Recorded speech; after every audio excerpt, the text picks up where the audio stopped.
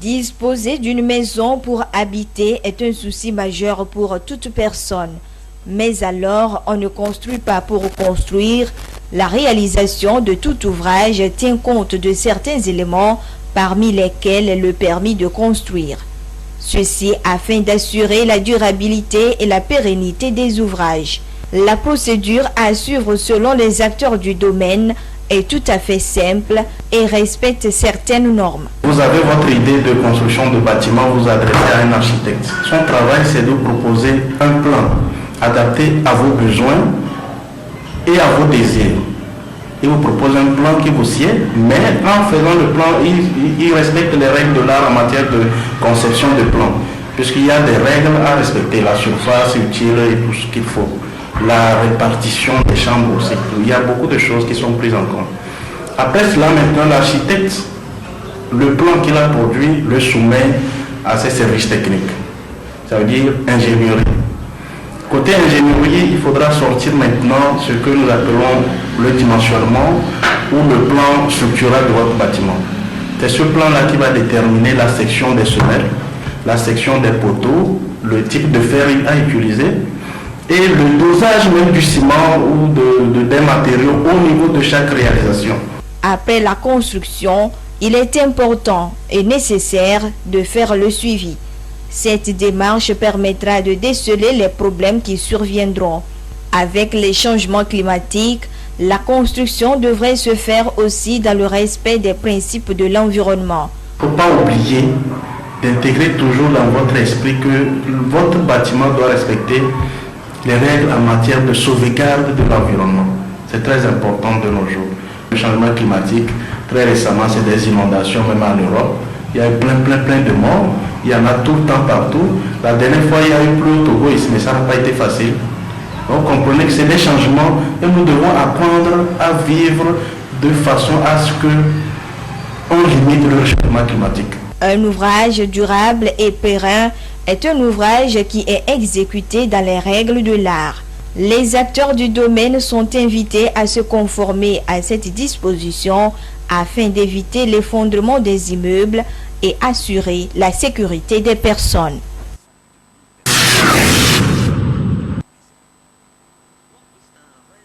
Ces grains sont des aliments classés dans le groupe des légumineuses.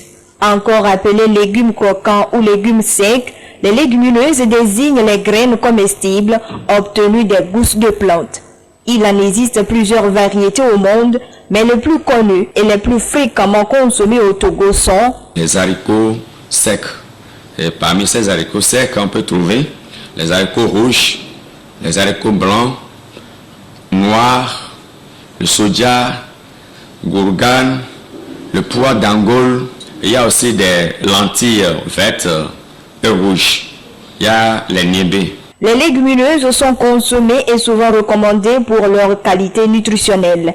Leurs apports nutritionnels sont multiples. Les légumineuses sont pauvres en matière grasse, mais par contre très riches en fibres.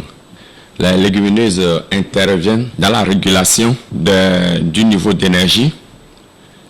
Ça intervient également dans la santé digestive et puis la gestion du cholestérol. Les légumineuses sont également riches en acide folique, en fer, en calcium, en magnésium et puis en potassium. Oubliées souvent de nos menus ou encore méconnues, les légumineuses sont des aliments à privilégier par toutes les tranches d'âge. Mais certaines personnes en ont le plus besoin selon les spécialistes du domaine. Ces légumineuses sont très riches en protéines. Donc ça intervient dans la croissance des enfants, des nourrissons. Le calcium permet aussi une solidification de l'os. Il y a le fer qui est là-bas. Un enfant en phase de croissance a besoin du fer, de même qu'une femme enceinte. Les gens qui font des travaux vraiment qui nécessitent la force ont vraiment besoin de la consommation des légumineuses. Parce que ça donne beaucoup d'énergie. Une personne diabétique, c'est vivement conseillé la consommation des légumineuses parce que ça régularise l'insuline. Il est conseillé de consommer ces légumineuses dans la matinée. Surtout, c'est bon pour les déjeuners, pour faciliter vraiment la digestion. Ce n'est pas tellement conseillé de manger ces légumineuses la nuit. La production des légumineuses est encouragée en raison non seulement de sa valeur nutritionnelle, mais également pour la sécurité alimentaire et pour la protection de l'environnement. Selon l'Organisation des Nations Unies pour l'alimentation et l'agriculture FAO, la production des légumineuses permet de réduire des gaz à effet de serre, d'augmenter la productivité et la fertilité des terres agricoles. Aussi, les légumineuses peuvent être conservées pendant longtemps sans perdre leur valeur nutritionnelle. Chaque 10 février est consacré à l'échelle mondiale aux légumineuses. L'édition 2022 est placée sous le thème « Miser sur les légumineuses » pour permettre aux jeunes de contribuer à rendre les systèmes agroalimentaires durables. Occasion pour l'Organisation des Nations Unies de sensibiliser le grand public sur les avantages et le rôle fondamental des légumineuses dans le domaine agroalimentaire.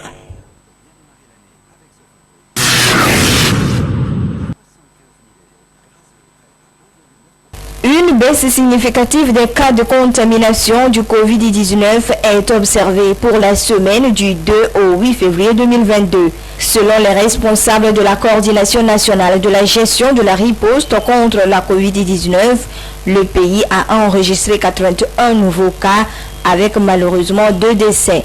Avec cette baisse considérable, l'on peut espérer vaincre le virus selon le coordonnateur qui a exhorté la population à maintenir le cap dans la lutte contre cette pandémie.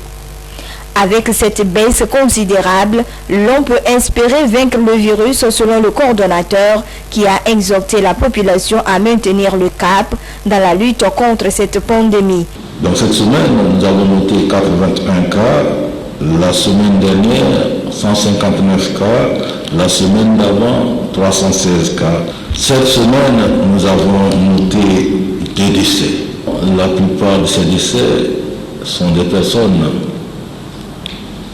non vaccinées et porteuses de comorbidités. Et cette semaine, nous avons uniquement un seul patient au CHLM commune. Mais il faut noter qu'il y a toujours des cas actifs. À ce jour, on a plus de 2000 cas actifs. Donc on doit faire attention jusqu'à ce que ces cas actifs guérissent. Évoquant la vaccination, le colonel Djibril Mohamed a dressé un bilan éloquent et a salué l'engagement des citoyens tout en les invitant à se mobiliser davantage pour l'atteinte de l'immunité collective. La vaccination des personnes de plus de 18 ans, celles qui ont eu les premières doses, se chiffre autour de 1 436 1735. Les 18 ans et plus, nous avons 35,68% de la population cible.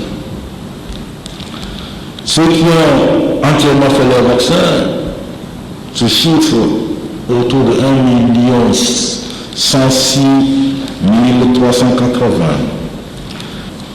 Et si on fait le ratio avec la population cible de plus de 18 ans, on tourne autour de 27,47%. De 12 ans à 17 ans, ce chiffre autour de 43 870. Au total, nous avons administré 2 619 684 doses. Et nous avons reçu 6 268 140 doses. Donc nous avons utilisé environ 42%. La baisse des cas de contamination ne signifie pas la fin de la pandémie au Togo.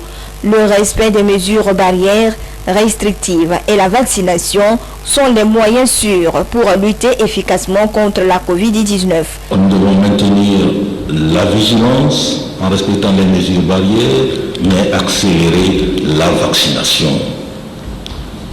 Ce qui nous permettra de reprendre totalement les activités. Le souci majeur pour les autorités togolaises est d'en finir définitivement avec la Covid-19 et relancer les activités socio-économiques. Chaque citoyen est invité à adopter des comportements responsables vis-à-vis de la maladie.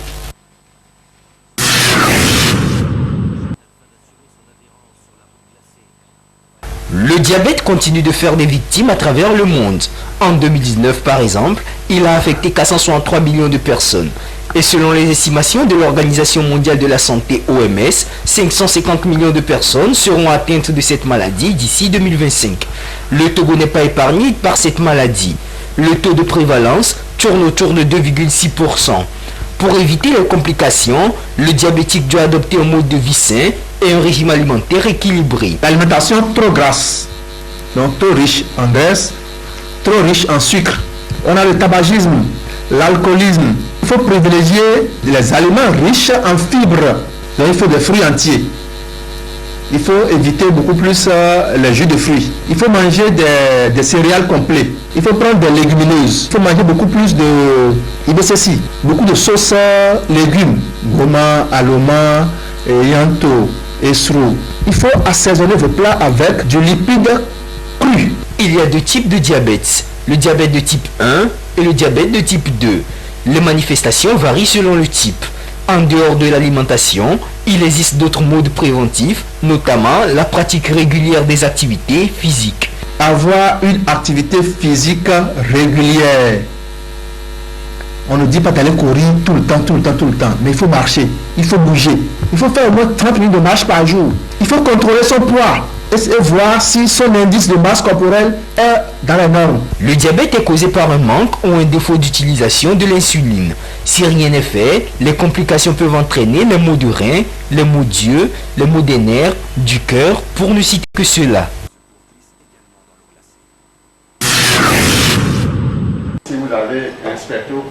Le bilan de santé, un moyen d'examiner et de détecter d'éventuelles pathologies. C'est un conseil important des médecins afin de permettre aux populations de connaître leur état de santé. Au moment où les maladies chroniques telles que l'hypertension artérielle, le diabète deviennent récurrents, le meilleur moyen de les repérer plus tôt et pouvoir les gérer reste le dépistage précoce qui passe par le bilan de santé. Cette pratique médicale a de nombreux avantages. C'est pour détecter le foie, le rein, faire le bilan sanguin, la NFS, on a fait la parasitologie, faire les examens des prostates pour voir si la prostate est malade ou pas. Si vous avez le diabète et que vous ne savez pas que vous avez le diabète, vous allez mourir du diabète. Alors que si vous savez que vous avez le diabète, il y a les médecins qui sont là qui peuvent vous accompagner, pour vous donner les règles diététiques pour que vous ne soyez pas victime de cette maladie qui est le diabète par exemple. Ce que nous nous conseillons, c'est de chaque 6 mois, il faut faire un bilan de santé, ou du moins chaque année, il faut faire son bilan de santé. Au moins une fois par année, c'est déjà bon, pour voir si vous souffrez de quelque chose ou pas. C'est un ensemble d'examens médicaux qui s'effectuent sur plusieurs pathologies quand on parle du bilan de santé ou examen de prévention en santé. Ceci permet aux spécialistes de suivre avec attention la phase de traitement d'une éventuelle maladie ou d'accompagner les patients pour une vie sanitaire appropriée. Quand ils viennent, nous leur conseillons de bien manger, parce que vous savez, c'est ce que vous introduisez dans votre organisme, c'est ça qui vous cause les maladies. Quand ils viennent prendre les résultats, les médecins les prennent et leur donnent davantage de conseils. Voilà. Même si vous faites le bilan et on voit que vous êtes bien, c'est aussi bien. Vous avez fait le bilan quand même. Et vous avez profité, le médecin va profiter pour vous donner davantage de conseils. Parce que si on trouve que votre foie est bien, c'est parce que vous faisiez des bonnes pratiques. Vous ne faisiez pas excès de l'alcool. Vous ne prenez pas des médicaments de la rue. Vous ne prenez pas des tisanes en désordre. Donc les médecins sont là pour vous donner davantage pour que vous puissiez continuer à protéger ces appareils essentiels pour l'organisme. Les gens ne comprennent pas l'importance de faire le bilan de santé. Voilà, c'est ça que nous voulons inculquer d'ailleurs à la population, pour que les gens ne se lèvent pas un jour et puis tu es détruit par le diabète, et tu es détruit par ton hypertension, alors qu'on peut te suivre et puis tu peux vivre avec ta maladie. Le bilan de santé permet de pouvoir vivre en bonne santé, mais pour des raisons financières ou d'ignorance, la plupart des citoyens ne s'y intéressent pas, ce qui nécessite une sensibilisation et un rappel sur l'importance de cette pratique médicale.